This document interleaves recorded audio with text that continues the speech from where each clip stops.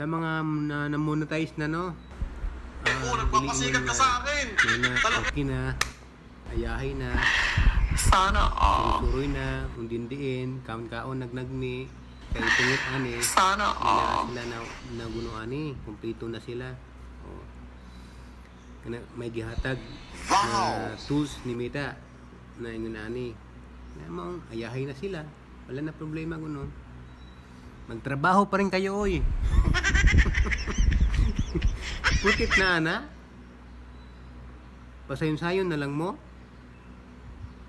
Gitagaan ka ni tools ni Mita ingon ana kay imuha ng obrahonon. Pag ingon nga tawhay na ka. Komportable na ka. Alkansya na, imuha ng punuan, imuha ng sudlan.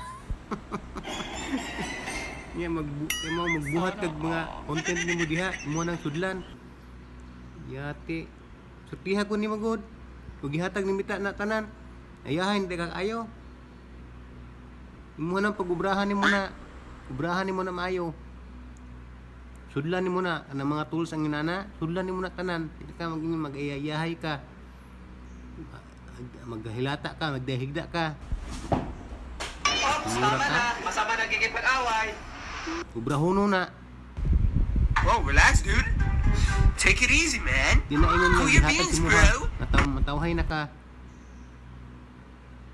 Nga, pag-ubra maayo. Sudli na ang mga inaana imong mga tools, sudli.